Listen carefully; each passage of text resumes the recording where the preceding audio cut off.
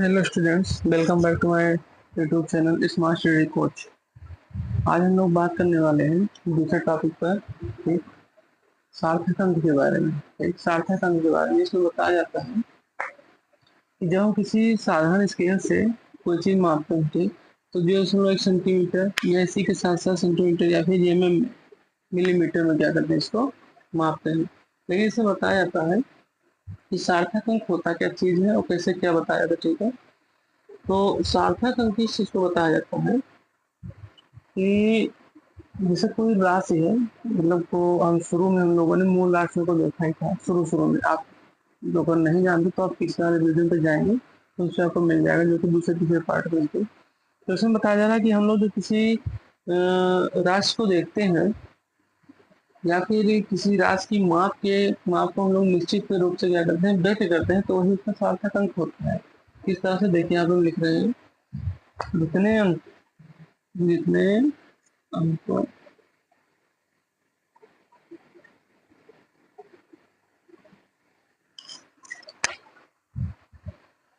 जितने अंकों से किसी राशि की माप, जितने अंकों से किसी राशि की माप को तो निश्चित कितने अंकों से किसी राशि की माप को निश्चित रूप से व्यक्त किया जा सकता है, व्यक्त किया जा सकता है, उसे ही सार्थक अंक कहते हैं। कितने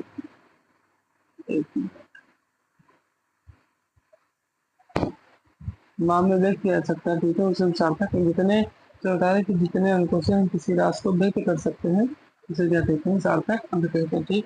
अब इसको हम लोग और आगे समझेंगे। तो सार्थक अंक में एक और अंक होता है, तो उसके अंदर के पार्ट में एक होता है संदिग्ध अंक, उसको हम लोग अब समझेंगे। ये समझ में आ गया तो जान लीजिए हमें सार्थक अंक आ जाएगा आसानी से, ठीक। तो संदिग्ध अंक इसको बता रहा है, इसको समझेंगे सबसे पहले। संदिग्ध अंक क्या होता है, जैसे देखिए, जब आप कोई किसी चीज को मापते हैं, तो मान लीजिए कोई चीज आपने माप रहे थे, तो वो सर्वथा शुद्ध मापक हो ये हो नहीं सकता। मतलब कोई चीज आप माप रहे हो हमेशा शुद्ध नहीं रहे, मतलब वो शुद्ध क्या मतलब सही रहे, तो ये जरूरी नहीं हो सकता, ठीक। तो इसी चीज को बताया जाता है कि जब हम लोग कोई चीज मापते हैं तो उसमें कहीं ना कहीं हम लोग को त्रुटि मिल जाती है। अब इधर से हम यहीं से हम लोग इधर की तरफ बढ़ेंगे, ठीक है, कहीं ना कहीं क्या होती है, त्रुटि मिल जाया करती है, ठीक। और ये त्रुटि आगे चल के बहुत बड़ी समस्या शुरू कर देती है। जैसे हम इसमें फिर एक छोटा सा उदाहरण लेंगे। जैसे एक मापक यंत्र में दिया गया है 3.500, ये दिया गया है और इसमें से चार विद्यार्थी ए बी सी और डी तीनों को दिया गया है मापने के लिए, ठीक। अब इसको बताया जा रहा है कि इसको एकदम शुद्धता के साथ इसको क्या करो, माप करो। तो शुद्धता के साथ इसको माप करते हैं लोग, तो किसी का आता है 0.250, ठीक। इसी में किसी का आया 3.820, ठीक। और फिर इसी में किसी का 2.25, ठीक। और इसी में किसी का आया 3.45, ठीक। ये चीज आया, ठीक। तो ये जितनी चीजें हैं तो उसमें सबसे पहले देखा जाए कि किसके अंकों से ऐसे छात्र इसमें स्टूडेंट हैं जिनकी त्रुटि बहुत कम से कम है, ठीक। संदिग्ध अंक हम इसको इसी तरह से इसको पहचानेंगे, ठीक है। तो जैसे यहाँ पे देखा गया कि ये जो मापन दिया गया है 3.500, तो इसमें से यही एक ऐसा है जो इसके एकदम एकदम सटीक बैठता है, ये वाला, ठीक, 3.400। तो इसी से हम इसी तरह से हम लोग संदिग्ध अंक को क्या करेंगे, पहचानेंगे, ठीक। इस तरह से देखते हैं। इसमें बताया जाता है कि संदिग्ध अंक, देखिए इसमें बताया जाता है कि प्रत्येक मापन, संदिग्ध अंक में बताया जाता है कि प्रत्येक मापन में प्रेक्षण का अंतिम दाहिना अंक, प्रत्येक मापन में प्रेक्षण का अंतिम दाहिना अंक सदैव संदिग्ध अंग होता है। संदिग्ध अंग होता है, इस चीज को बताया जा रहा है कि प्रत्येक मापन में प्रेक्षण का अंतिम अंक, अंतिम दाहिना अंक सदैव क्या होता है, संदिग्ध अंग होता है। ठीक, ये चीज बताया जा रहा है।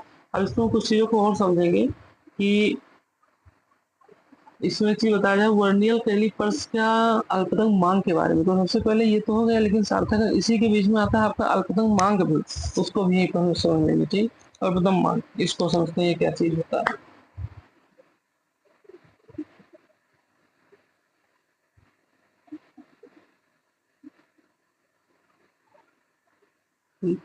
ये समझते हैं क्या चीज होता है। देखो, इसमें बताया जाता है अल्पतन मांग कि जिस छोटी, बताया जाए जिस छोटी दूरी को, जिस छोटी दूरी को कोई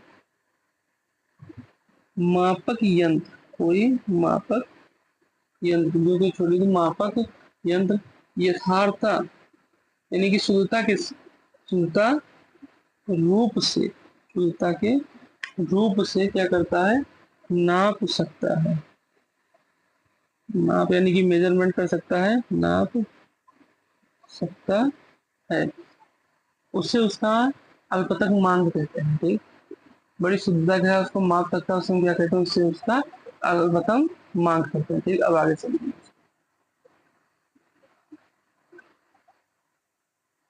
चलिए देखो, अब अल्पतन मांग में चीज बताई जाती है, छोटी छोटी चीज जो है इसको समझेंगे कि वर्नियर कैलिपर्स का अल्पतन मांग,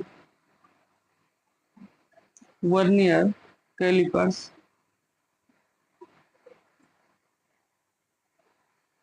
वर्नियर कैलिपर्स का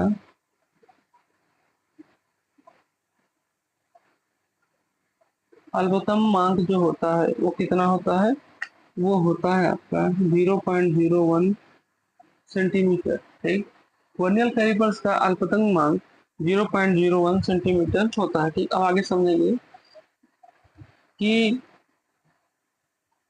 दशमलव जो बताया जाता है, जिसको समझेंगे किस तरह से कि दशमलव के दाहिने तरफ, ठीक है, दशमलव के दाहिने तरफ को बताया जा रहा है कि दो अंक का मान तब संभव होता है, तभी संभव होता है, ठीक है, जब उसके मापन मतलब जो इसके दाहिने अंक की तरफ, ठीक है, दो दशमलव के इधर जितने दाहिने अंक में आएंगे, ठीक है, वो हमेशा क्या होंगे, संभव के मतलब एक तरह से त्रुटि पूर्ण रहा करेंगे। ठीक, इस चीज को बताया जाता है। ठीक है, और आगे इसी चीज को हम लोग एक्सप्लेन करेंगे। ठीक, जैसे सबसे पहले जी बताई जाए इसको समझेंगे। जैसे लिखा हुआ है यहाँ पर, लिखा हुआ है, एक मिनट,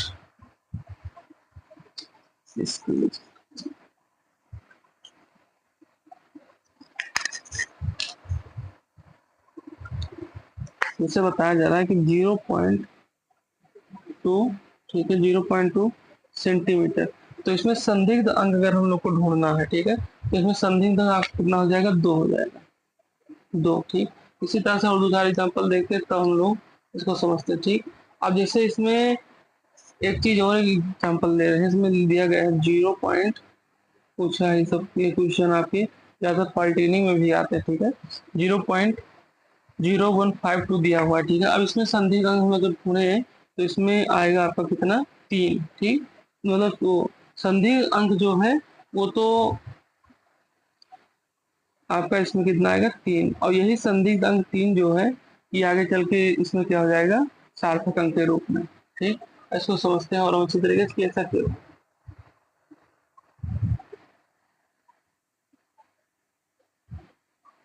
ठीक, इसमें देखिए 1, 2 और 3 ये लिया गया है। ठीक है, और यहाँ पर 1 और 2 ये लिया गया है, तो इसी कार से इसमें ये संदिग्ध अंक की।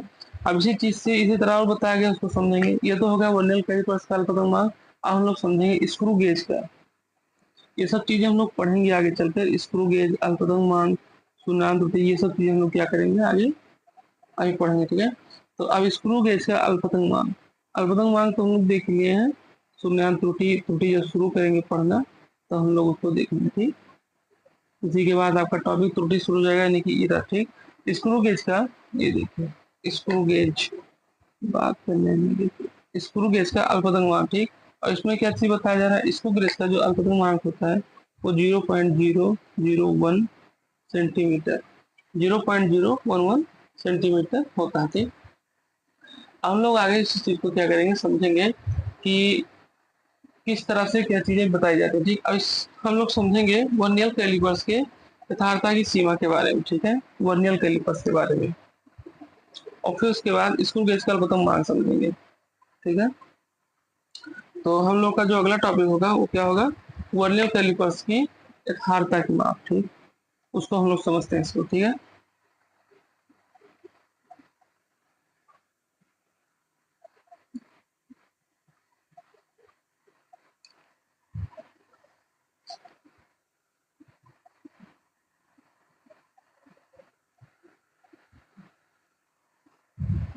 वर्नियर कैलिपर्स का यथार्थ सीमा।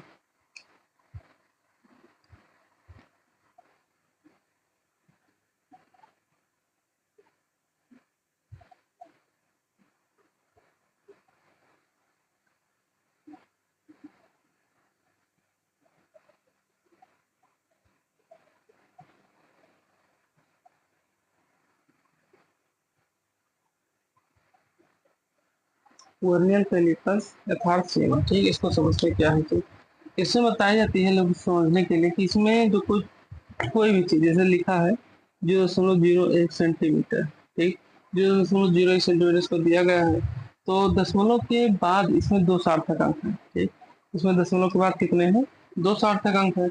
और साथ ही साथ और चीज इसमें बताई जाती है, यदि किसी इसमें जो है, यदि किसी राड की या किसी वस्तु की जो बताई जाती है लंबाई, ठीक है, हम लोग वर्नियर कैलिपर से नापते हैं, ठीक है। अगर तो मान के चलिए कि वो अगर 10.6 आता है, जैसे 10.6 आ गया या 11.5 आ गया, ठीक है, 11.5 सेंटीमीटर, ठीक है, तो हम लोग इसको इसी के रूप में यथार्थ सीमा के रूप में इसको क्या कर सकते हैं, इसी तरह से लिख सकते हैं, ठीक है। 11.5 इसी रूप में क्या करते हैं, लिख सकते हैं। लेकिन जब हम लोग अगर सेंटीमीटर पैमाने से इसी तरह से नापते हैं, मतलब स्केल से नापते हैं, ठीक है, और अगर लिखा रहता है क्या कह रहे हैं 12 लिख दिया गया 69 सेंटीमीटर, ठीक, ये आ गया, तो हम लोग इसको आगे चलकर क्या लिखते हैं 12.7 सेंटीमीटर। ये किस तरह से लिखते हैं, कैसे लिखते हैं, ठीक है, ये आगे हम लोग देखेंगे, इसमें इसी चैप्टर में देखेंगे, तो ठीक, इस चीज को आगे हम लोग फिर पढ़ते हैं। चलिए ठीक है, तो अब हम लोग अगले टॉपिक पढ़ेंगे स्क्रू गेज का अल्पतमांक, ठीक है। तो आप कोई आपको इसमें दिक्कत है तो आप उसको कमेंट में भेजिए, ठीक है, और चैनल को लाइक और सब्सक्राइब करिए। Thank you.